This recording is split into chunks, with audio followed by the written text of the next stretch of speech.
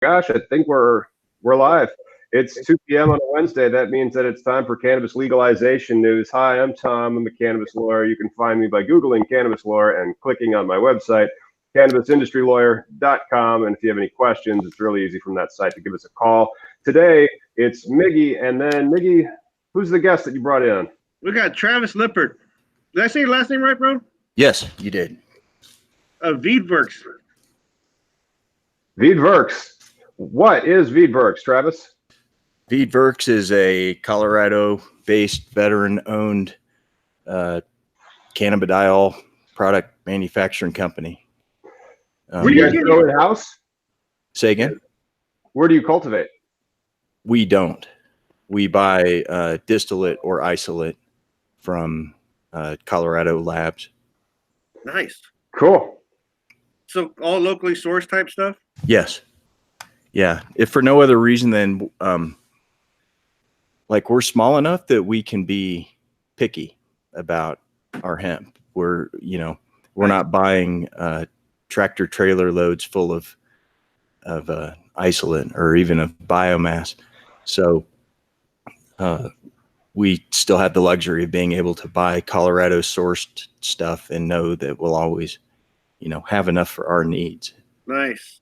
So you guys growing then, or I mean, you say you're always going to have enough for your needs. Isolate and distillate, those are commanding fairly high prices per kilogram. Are you guys growing sales? Are you expanding? We are. We started the company. We formed the team in 2014, and then we started the company on a 4/20 of 15. Mm-hmm. And forgot your question. I was thinking about how fast are you guys growing? So yeah, now we're in 100 and something stores now, and damn. What we're hoping to accomplish this year is to be one of these hemp CBD companies who gets on the shelves of Walgreens or CVS. Oh my God. Oh, really? That would be awesome. So you guys have actually sponsored a NASCAR.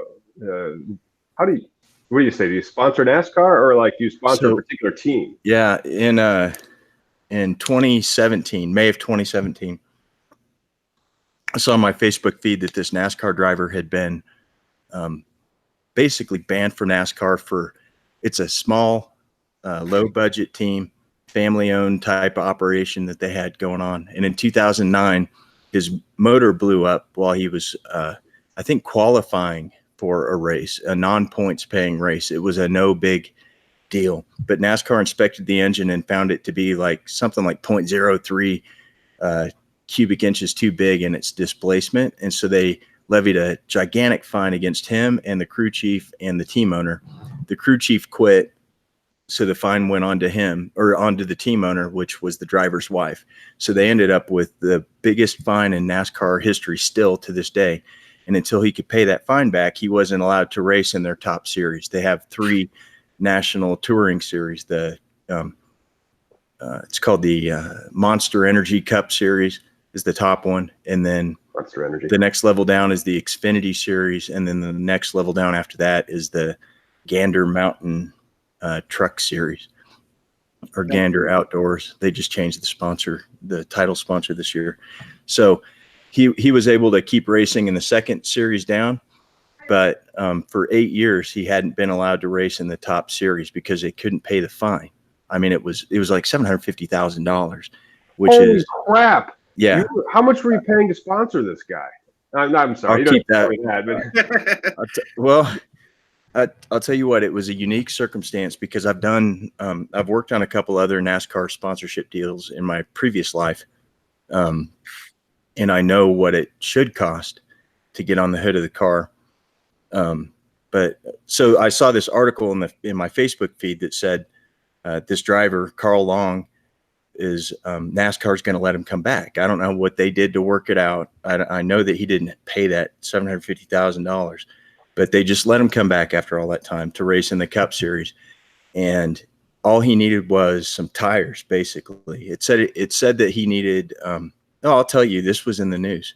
I mean, I read it. I read that he needed $25,000, and if he got that 25,000, then he could go back and race in his first comeback race. And NASCAR fans, they are rabid fans. They are. I have heard that. I've heard that NASCAR fans really take making a left and going around a circle extremely, extremely seriously.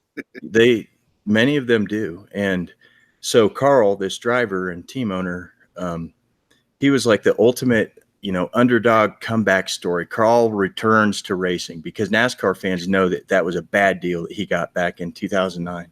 And I even knew that I'm enough of a NASCAR fan where I was familiar with the history.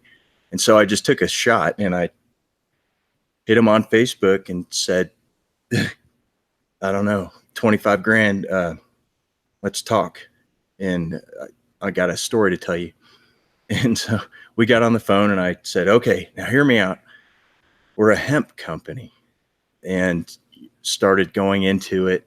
And I knew that we had, and I was scared, but I knew that we had an understanding in the making between Carl and I when he called it cannabis.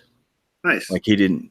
Nice. And I thought that was like my first clue that this was going to work. But did that get you in some trouble though when you were doing the sponsorship and you put VeedVerks on the hood? Did the notion that cannabis, hemp, marijuana, all these things are intermingled, did that get you into any media or trouble?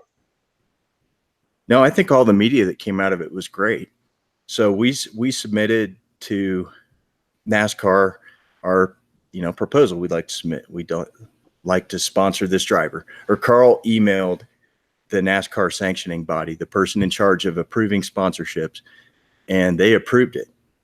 And so we went forward. We got on the hood. This all happened within a matter of like 4 days. We drove, across Kansas, showed up at the race, saw the logo on the hood. We went out to get some T-shirts for my car and come back to the infield. And when we came back, we saw Carl and his one of his mechanics, the front tire changer, Bobby Earnhardt. They were gingerly peeling the logo off of the hood. And it's like, what? So what's going on? And I guess when it went through technical inspection, somebody's like, what's VeedVerks? And they finally Googled us. I guess previously they misread, because our logo is a little bit ambiguous, whether that's a V or an O. We certainly want it to look like a D or an O, like the D in VeedVerks. I was looking to see if I had it's like literally right behind you, so you can see it in your there's another version of it. And it looked good on the NASCAR car, I might add. It looked sharp. It was beautiful. Yeah. But it looked great. And then so they just took it off.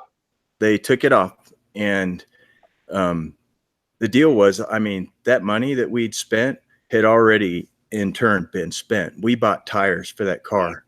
In fact, I've got a picture on my phone of 7 sets. I think it was 7 or maybe it's 9 sets of tires. And that's what we bought. He needed tires, and he'd already started using those tires. And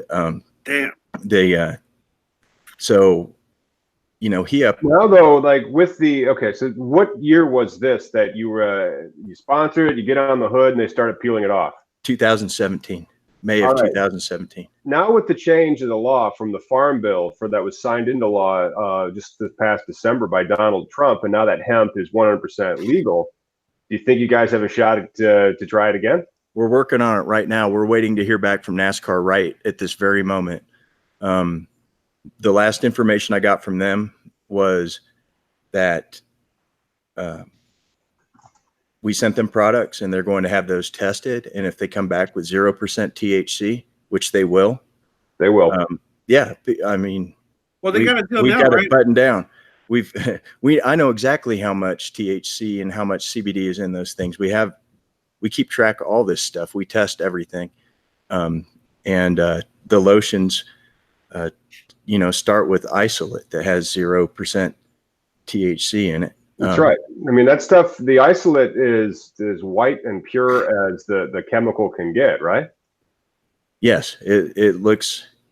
I mean, it's a white powder. It looks. I tell you what, if you're dividing it out into grams to sell, you start to feel like people would be like, "Hey, buddy, what are you doing over there?" Yeah. But hey, Travis, didn't NASCAR, they have another deal now with the CBD company, don't they? Not NASCAR. Indy 500. That's right. Indy. Yeah, that's right. Yeah. So they are allowing CBD and or industrial hemp companies to start sponsoring race car drivers. I mean, I've noticed that I can advertise my legal services provided that I say that I'm a hemp lawyer, and I'm not really able to do it if I say that I'm a marijuana lawyer. Well, the thing about Travis's logo too, which kills me, is there's nothing on it that looks like pot. It's a beautiful little mechanical logo. Yeah. In our actual, hold on one second, Guido, could you get me a logo sticker? What's that? Can you find a logo sticker for me? You got your shirt too, bro. Yeah, I want to get something I can hold up. So what we did, so that was actually the first of 4. So our normal logo has a leaf, very small. Oh, okay. Yeah. So for all of the racing stuff that we've done, we just replaced that with racing. And we started a VeedVerks racing Facebook page and stuff. So we let Carl keep the money. I mean, it had already been spent, and we just said, we'll keep working on this. And so 2 years later, we're still working on it. And so what we're waiting to hear back from NASCAR about is on August 31st in Darlington, South Carolina, in the Xfinity Series, Dale Earnhardt Jr. is coming back to race the only race that I think he's racing this season. He retired from full-time racing 2 seasons ago. He did 1 race last year, I believe. So Dale Earnhardt Jr. is coming back August 31st, Darlington. And what's interesting is that his cousin, Jeffrey Earnhardt, is a regular in that series. So they're going to have 2 Earnhardts in 1 race. And so what we're trying to do is put 3 Earnhardts, 1 race. 3, and all of the symbolism. With Dale Earnhardt's number being 3, but it'll be the first time I believe that 3 Earnhardts have been in 1 NASCAR sanctioned race ever. And they really need that kind of PR thing. And so Bobby Earnhardt was the front tire changer on Carl's car.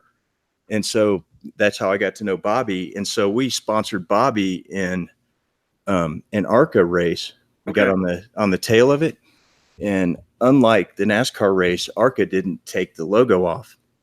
And so we're the first hemp company to have, as far as I know, to get their logo on national TV. I mean, we were in that race. And so the problem that we had after that, the fallout, which wasn't as high profile as the NASCAR fallout, but with it wasn't ARCA that had a problem; it was FS1. And so they found out. Oh my God! The network found out about it. FS1, and what's that? The channel. Fox Sports 1, the channel that broadcast the race on national TV. Were you blurred out? No, they didn't. No, I've got some great screenshots and stuff. So yeah, and so then we followed that up with a monster truck because it was a cool sponsor like a monster truck. Is there races in monster trucks? I thought they have events. I would consider them to be more of like shows than. I mean, they're competitive. I guess they get. There's a winner at the end of it, but mostly they just go jump over stuff and make noise. And so there was that's what I thought about monster trucks. So how's the mission for VeedVerks going? You said that you guys are veteran owned, and then are you really trying to help vets that have PTSD issues? Yes, we've been very active in that. I testified in the Colorado Senate when we finally got PTSD added as Colorado's 9th qualifying condition. What year was that? Oh gosh, might have been 2017. I think it was 2017. And then 2018, we took a beating in the legislature. We lost, autism passed the House and the Senate, and then Governor Hickenlooper vetoed it. For autism? for adding autism as a qualifying condition. So did he have like science behind it? I mean, usually when you have legislative decisions that are made, the legislative body is always what they call the fact finder, and they find the facts. That's one of the FDA is doing it right now. We can talk about that later. But after Congress finds the facts, then it's usually up to the executive just to enforce. What was Hickenlooper's facts that he found? He wanted more information. I mean, the real answer is that he had designs on running for president, and he thought that it would look bad if, he allowed this. I don't know. It was a political decision. He broke some families' hearts, and he caused a bunch of kids to suffer for another year, unnecessary year. Yeah. I mean, there was a few, because like what we do every Wednesday at 2 here, thanks for coming on. We usually talk about like what we saw for the past week in headlines for cannabis legalization news. And we're including both of the varietals, because it's cannabis is the plant, and then legally as terms of art, it's marijuana or hemp. And there was two articles going around. One was on Marijuana Moment just like earlier today. And another one was, I can't remember where I saw it, but it was CBD usage for reduction of alcohol intake and also for reduction of opioid painkillers. Mm-hmm. As a member in the industry that's active, one of the first brands to be on Nascar or brands to be on national TV. Have you noticed any benefits from CBD when it comes to addiction or addictive personalities? I don't have any firsthand experience with that. Yeah. And honestly, I don't. I could tell you a ton of stories about cancer and about epilepsy and about things of that nature. But as far as, helping with addiction to other molecules, I can't really say that I know any. Firsthand it's got so many varieties of treatment, and that's why there's always this pissing contest of politicians saying that they need more the plant's 1,000 years old. It hits probably like 100 varieties of diseases and ailments, but yet you only deal with 5 people who are dealing with, say, PTSD or cancer, where someone else will use it for pain treatment or psychological effects. Mm-hmm. We all have our own driven purpose for it, but these douchebags who are in charge and don't understand that the science is out there, it's just so fragmented. It's kind of like I say vitamin THC. Orange juice, helps you prevent scurvy. We all have our own what it helps us with. With cannabis, I think. Yeah, I like that term, vitamin THC. Hey, with your experience in the industry, and you said a lot of PTSD and cancer and epilepsy, are you familiar with like dosing? Like, how do you advise your clients when it comes to how much they may need? Do you tell them like, start this and then work your way up, or how does that work? Well, we only sell CBD products, and so that's a little bit easier to dose, because there aren't any. The difference between 10 and 20 milligrams of CBD is not as profound as the difference between 10 and 20 milligrams of THC for a novice. That's agreed. So for CBD dosing, honestly, what I do is I recommend Dr. Regina Nelson's book on. Got it just out of arm's reach back here, but classic. But in your position too, as a company owner, you can't really say like, this is the medicine that you need to take in this way, because that's kind of what the FDA is cracking on, isn't it? Kind of like yeah.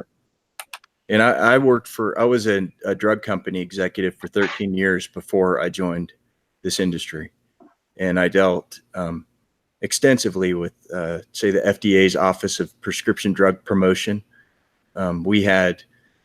I had 35 products that I was responsible for the digital marketing of them. And we had everything from just calcium pills to, black box drugs, an antibiotic that that was marginally better than another commonly prescribed antibiotic for a sexually transmitted disease. But, the one that we had was just, it had like an extra sulfur and 2 oxygens hanging off of it. So it was, and I guess it had a better side effect profile, but the real benefit was that it cost a lot more. Sure. Wait, you say that's a benefit. Who was that a benefit No, to? to the company. To the company. There was no, nobody, I never saw anything that said that it worked better than this $2 pill. But the thing with it is it was a black box drug. So what does that mean when you say it's a black box drug? I know it's not just like a pill that looks like a black box that you swallow. The flimsy little folded up origami things that you get in a bottle of, with a bottle of prescription pills, and you fold it out and it says, indications, uses, adverse events, contraindications, and it lists out all of the information that they have to provide you with that drug. If you go to Walgreens or something, they probably print that all out on that great big stack that they give you. Right. When you pick up your pills, it's 90% paper, and then your pills are in there. Yeah.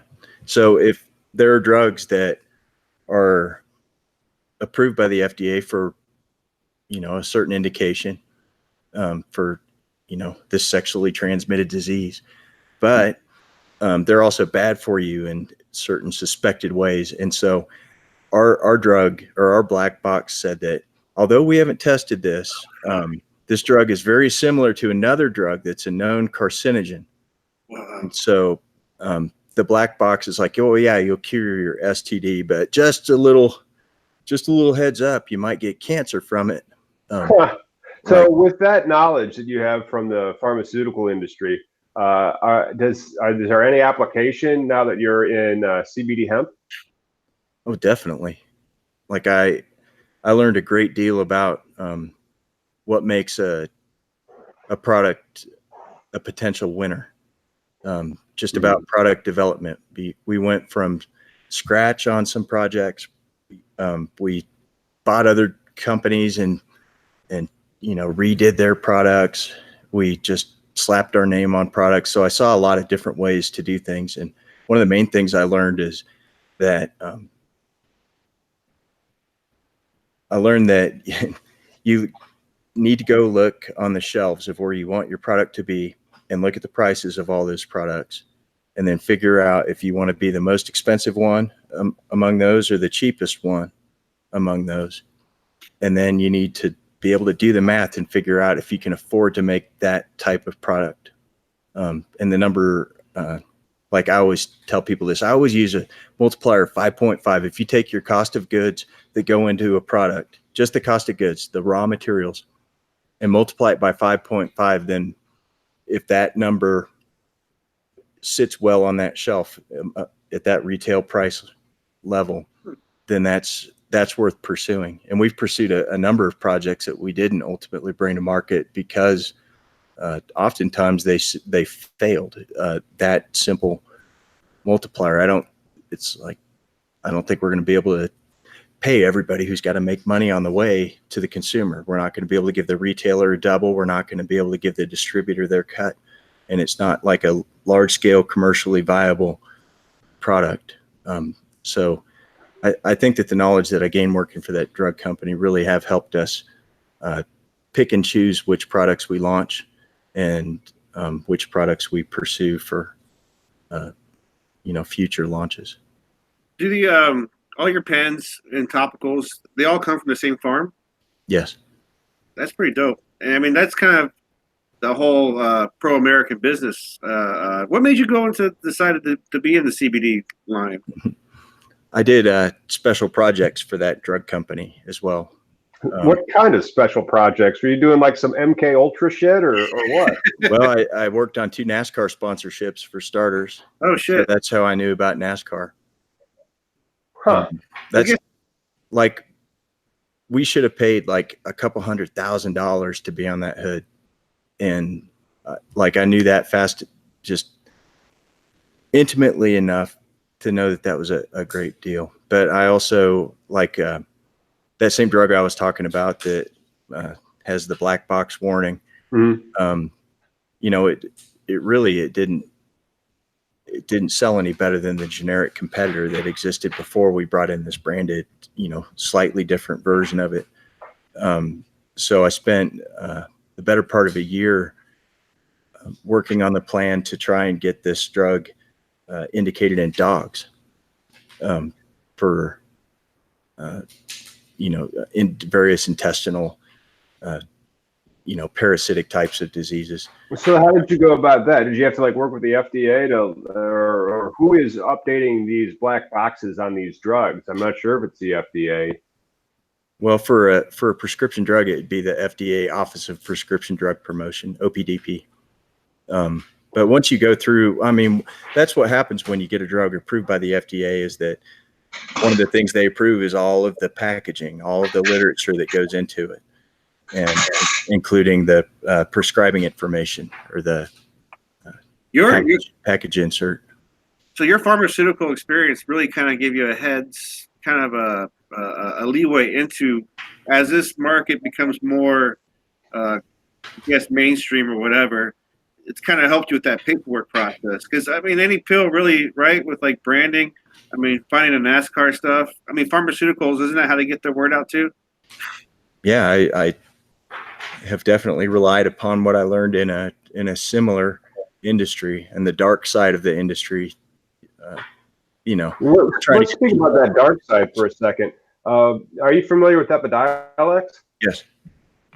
So do you think that Epidiolex, which is just, you know, CBD, basically kind of like a CBD isolate, what role do you think that and the FDA may play, and are you concerned about it for your growing business?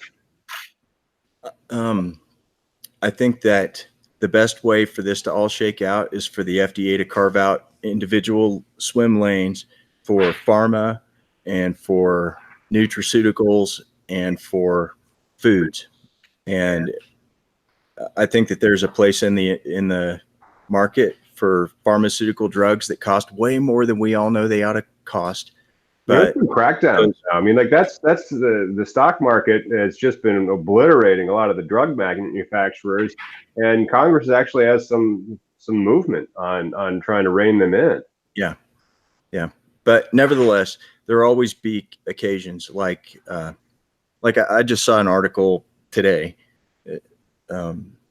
that some study had come out that said adding CBD to standard of care for pancreatic cancer increased survival like threefold, which is a big deal. Whoa. For pancreatic cancer, which is one of the most lethal ones. And, my dad's got it right now. My grandma died from it. His mom. I don't like my chances. My uncle just passed a few months ago. Now, and Steve Jobs as well. I mean, a lot of people have passed from it. When you have a cancer patient, because I have one across the street, and I right now in my mailbox, the CBD extract that I purchased from one of my clients might be there waiting for him. But I was reading like the packaging that comes with Epidiolex to try to abstract out what I would say is, you know, perhaps the dose, which is me just guessing, you know, and that's not really fair. But it's what I'm doing. I mean, like Epidiolex was talking about like 20 milligrams per kilogram of body weight, which is an obscene amount of CBD. It is. I noticed that too. I thought, I mean, you're cramming people full of CBD. And they still, like, they got a little tired. That was like essentially the biggest side effect was they got a little tired. Like, couldn't that quantity that they're requiring for the Epidiolex, could that be partially because of how they're extracting it for that whole like proprietary bullshit? Because I mean, if you were to grow the plant, like Marinol, you know, Epidiolex seems to be like Marinol to me, where it's something there's a process involved. That way, somebody can make money off of that one particular process. Whereas I think Travis would be more into the holistic type of area where it's like, hey, I want to try a plant that was grown and extracted by people not in lab coats, but, you know, or, I mean, you're going to have lab coats eventually for a good process. But, yeah, they isolate. It's pure chemical, though. Like, once you get down to the isolate, you basically have Epidiolex. Sure. And then maybe there's some twist in it, then what they do to it makes it weaker, but yet it's going to be consistent. Because I mean, like with kids that take any CBD or RSO, it's always like a size of a grain of rice. You know, it's not, you're going to need a whole bunch per kilogram of your existence. Maybe. So, Epidiolex isn't it just CBD and sesame seed oil? Isn't that? I'm not sure what the oil is, but yeah, there was like some oil, and then it was so many milligrams of CBD per milliliter of the actual substrate. But I thought that was a lot how the current tinctures that you can buy right now, I'm not sure what oil they are. Sometimes they always like advertise, oh, we also have medium chain triglycerides, which I just assume means like coconut oil, just because that's kind of trendy right now. Well, it's also easier to make a tincture out of MCT oil than just about anything else. It's like olive oil isn't shelf stable. But it's way more shelf stable than hemp oil. If you use hemp oil, then you got to put it in the fridge, as far as I can tell. Oh, okay. MCT oil, if you want to make a tincture, let's say you've got a 2-ounce bottle, and we don't make tinctures. We don't make tinctures because we took the THC out of our product in 2017. And I believe that I don't know how I can say with a straight face that our tincture is better, because it's not, than a full spectrum type of tincture. And we used to, before 2017, we played that game.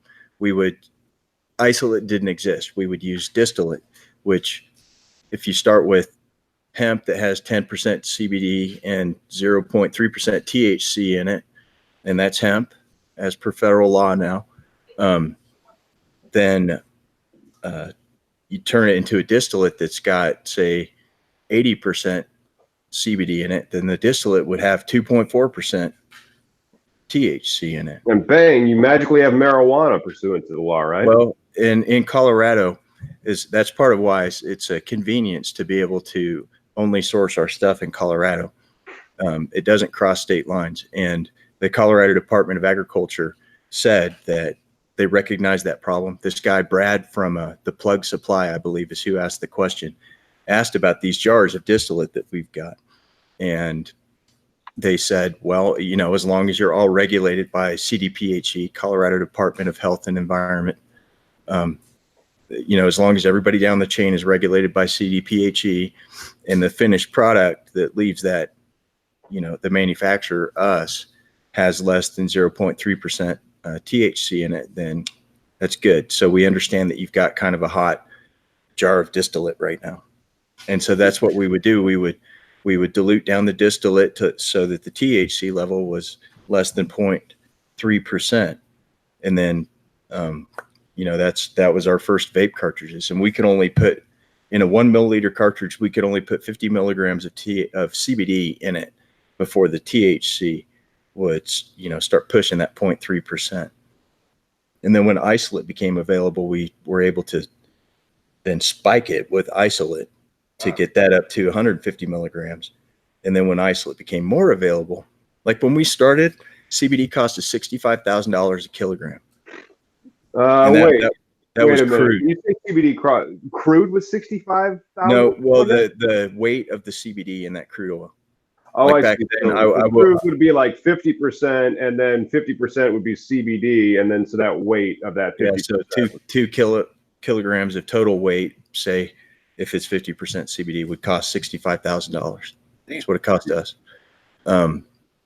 It's come down to about $7,000 a kilo now, right? For isolate. I heard as low as I think it was 5,600 yesterday. And this is good stuff. This isn't. You can go find a kilo of CBD for probably $3,500 if you really put your mind to it, and you don't. Well, I don't know what you would do with it, but except make sketchy products for your pet. Yeah. Well, I don't. Or if.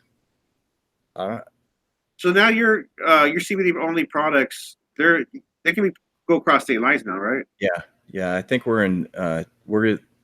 It's at least 19 states that we're in now. Nice. Have you been to Oklahoma? Have you seen that CBD craze out there? I haven't. I'm looking forward to seeing it. Amy Dawn Berlin Hilterbrand, who started American Medical Refugees, and also, this talk to the 6630507 hand. She's working on putting together a conference in Oklahoma. I think it's this fall. Oh, wow.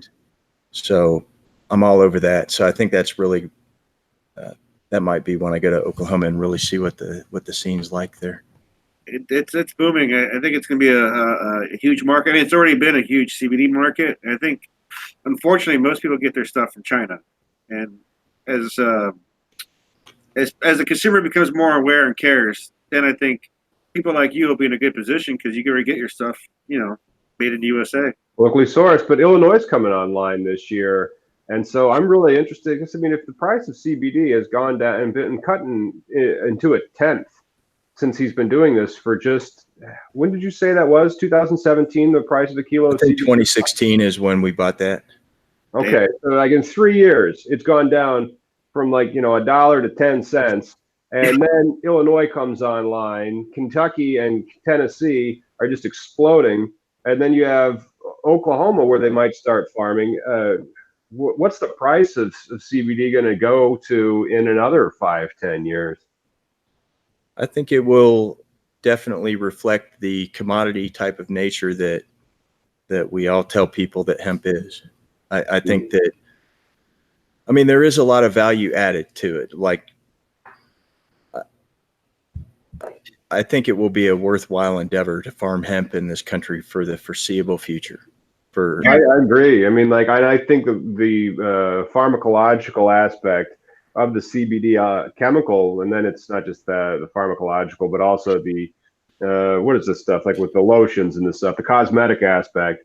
But because you have a supplier that's there, are they currently like shucking their hemp so that they can take the CBD flower and throw that into the extractor, but then keep its stalk and its herds for cloth or plastic applications?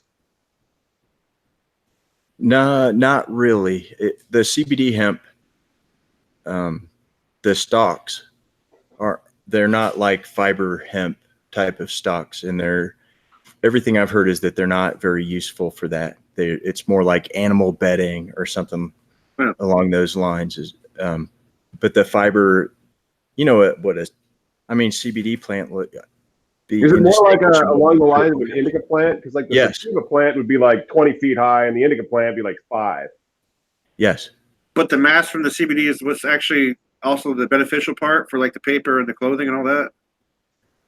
No, I thought the paper and the clothing was like the sativa plant where you needed the tall stalks to you want the long fibers. Oh, okay. Yeah. They don't grow fiber hemp and CBD hemp the same way. Like CBD hemp, they largely will plant from clones, at least in like new setups. Like I know somebody I think she started 8 farms in southern Kansas this year, and they're planting from clones. But for fiber, if you look at that old Victory for Hemp newsreel that they did back when they were trying to get people to grow hemp again, temporarily in World War II, like they were saying, plant that stuff like super close together. And, and so, I think fibers, I don't see why anybody would plant a fiber crop from clone. Doesn't make any sense, but true. They so just got some questions in the thanks. There's the audience gets to ask questions. Isn't that pretty swell, Travis? Yeah. This guy Mars, I always wonder why THC metabolites stay in your system for so long. Then after researching it, it's because our bodies like it and doesn't try to eliminate it. Yeah, that's the endocannabinoid system. Mm-hmm. Yep. Then there's another one, but I can't really make out because it says, how can I talk to this lawyer guy? He's out of Peoria, is me. So, it's probably about me or something. Yeah, sorry, Quinn. Try that again. So Well, Yeah, man, no, the other big news that came through this week. I mean, I saw some stuff about CBD and it's an addiction potential, and then the size of the CBD market. Just because I was wondering, like, okay, I've had some success with CBD for pain and for anxiety. How large is the anxiety market? And right now, I found a press release that says the anxiety market is approximately uh, 18 billion bucks. And then, well, how large is the pain management market? And that one was 83 billion. So, Travis, have you seen people, your clients, report success from CBD for the treatment of anxiety or pain? Absolutely, both of those. Anxiety, pain, sleep. That's why people buy our products. Sleep, it CBD, really works great for. I'm not even going to lie. yeah. I've slept like a rock since I've been supplementing with it. I find CBD is okay. it's fantastic as an individual isolated molecule for some things, anxiety, pain, sleep. That's it's also a great anti-inflammatory. And I think the size of the market, until I see a tube of toothpaste, a tube of Colgate toothpaste with CBD in it, right next to a tube of Crest toothpaste with CBD in it, then we need to grow a lot more hemp. Like, do that calculation I talked about earlier. Take a tube of toothpaste that costs at retail, say, like $4. And so, it cost the retailer $2. And so, that all of the goods that went into that tube of toothpaste couldn't have cost more than $2. 50 cents. So So you think that, because you said the 5-time rule was what you guys like to use, but then the price of CBD continues on that steep cliff that it's been on, you're going to have a lot more hemp-related products that would check that box. I don't. Well, so if you've got a tube of toothpaste and you put 100 milligrams of CBD in it at today's cost, which would be like 60 cents. So if you can get, just call it another $3.50 out of that $4 tube of toothpaste. If you can charge $7.50 for it, then everybody's going to make money, and you've got a killer toothpaste. I'm flabbergasted that nobody's done it yet. I mean, on a large national scale. I mean, I'm surprised that Colgate Palmolive is not making a CBD toothpaste yet. It's only a matter of time. And that takes, if you look at how many tubes of toothpaste are sold every year, and just the number of stores that they're in, I mean, that's going to take a lot of hemp. It's going to take square miles and square miles and square miles of hemp just to do, just for somebody. I think I calculated it I think it was like 17 square miles. If you wanted to put a flagship Colgate CBD toothpaste on the shelf, it'd be a lot of hemp. Oh shit. Yeah. So, hey, Travis, along the lines of the Phylos with the cannabis side, do you think there will be such a thing with the hemp side as far as varieties? Or is it pretty much no one gives a F about hemp varieties? I think people care a lot about hemp. I mean, what is hemp? Hemp is cannabis sativa L with less than 0.3% delta-9 tetrahydrocannabinol on a dry weight basis. And we know that there are 113 at least phytocannabinoids in that plant. And the federal law only calls out delta-9 THC. But we all know that what they really meant was THCA plus, delta-9. Yeah, that's something that's there, because like Brownie Scout is this strain from Green Thumb Industries, which is a operator here in Illinois. They just torched 37.5% THC, but it wasn't. It was 37.5% THCA, right, and 0% THC. So it's technically industrial hemp, but it's not. Do you think that the USDA, the Congress, somebody is going to come along and provide some type of definitely guidance about that? Yeah, they're definitely going to clarify that. Yeah. But the federal law refers, in one of the documents that it refers to and that it amends or whatever, it describes the method of testing used, and it was gas chromatography, which would decarboxylate the THCA and turn it into delta-9. So I think it's a fool's game to be I've seen several geniuses who thought, this only has THCA in it, and think that that's how they're going to start their successful hemp business. And I'm telling you, that's not, I would not fight that fight. They're going to figure that out. Very quickly. And that is, but it's there. And then they say that because the ones that's in the Farm Bill, they parroted in the Illinois law. And so it says, you have to test it post decarboxylated, or other similarly reliable process, So instead of using a gas chromatography, they're using the high pressure liquid chromatography, which won't, raise its temperature. Yeah, that's just, I mean, if somebody else thinks that that's going to be how they're going to start a successful business, but I would put my money on that just never being a good idea. Hopefully they'll eventually raise the THC level, or maybe if we could get if they change it to THCA plus Delta 9 and then allow it raise it to 1%. Yeah, I'm like, because I'll buy some fantastic. flower. And I think hemp flower has actually got a pretty good future as well for a smokable product with genetics and all that other stuff that's going to go on. But I've bought all the hemp flower that I've bought. The THCA is always higher than 0.3 or 0.3%. So like if you just straight converted the THCA into THC, which even if you are decarboxylating it, it's not a pure one-to-one conversion. But I was always just kind of struck that, but they were always less than 1%. So like if you just add them all together, your total THC was still always less than 1%.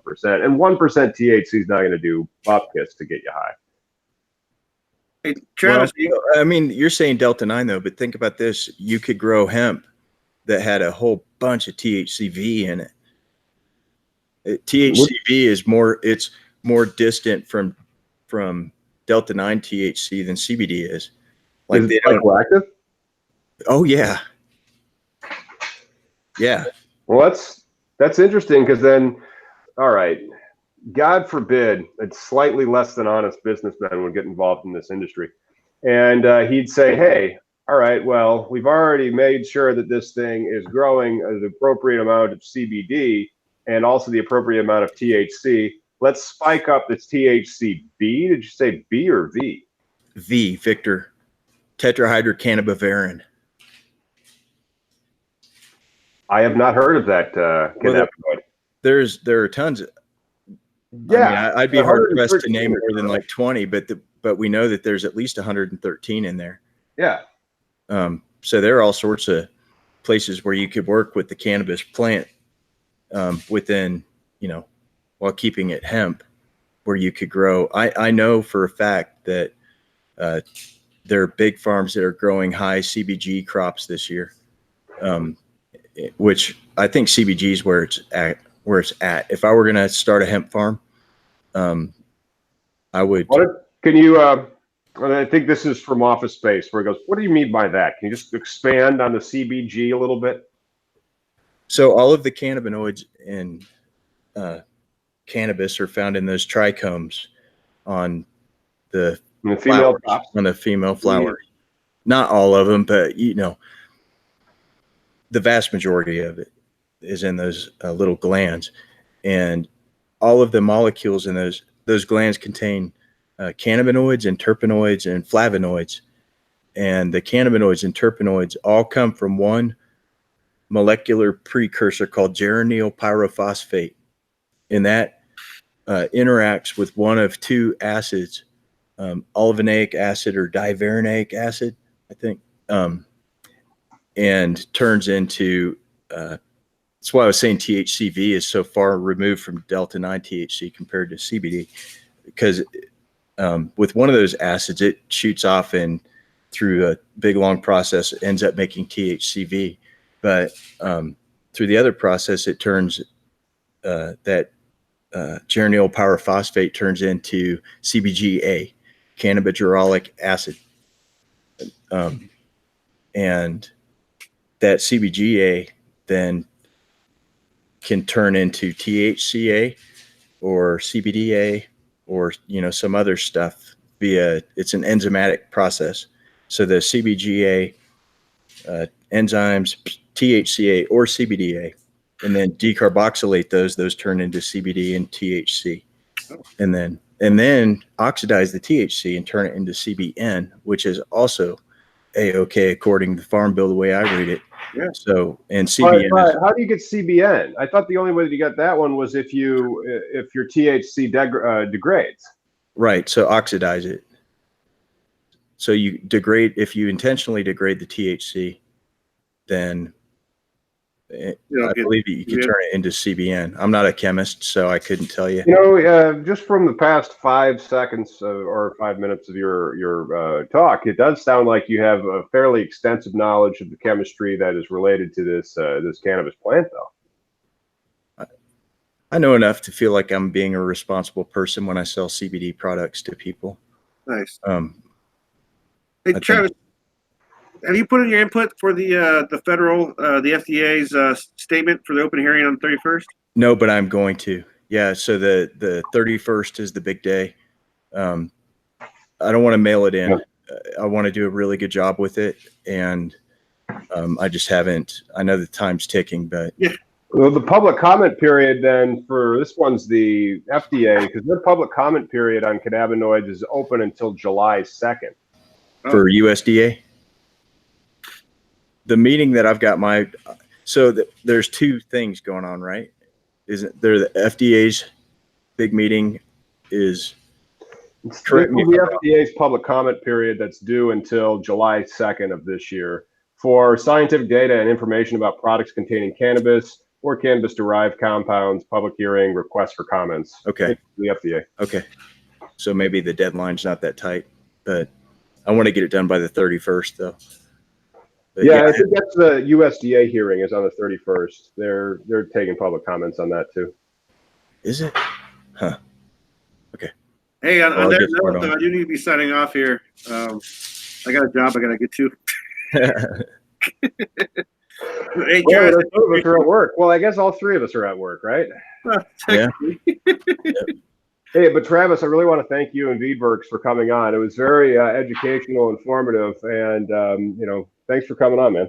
Well, I appreciate you having me. I wish you guys luck on your podcast. I would welcome people to go to find VeedVerks on YouTube and subscribe to our YouTube channel. Oh, absolutely. I'll make sure to update. I'll take this and chop it into the web page, and I'll put a link to your YouTube channel for subscription, and then I'll subscribe myself. Awesome. We need 4 more, and then we'll hit our 100. We always stream to Facebook. Last Tuesday, they cut our stream in the middle of the show. I'm streaming to Facebook right over there. Like 3 people are actually watching, and some of them are like churlish, and they're commenting about how they're also commenting on our live YouTube, and then Miggy's reading their comments. Yeah, it's a weird time to be alive. Yeah. All right, man. Well, thanks so much. I'll see you guys. Thank you. Appreciate it. Thank you, dude.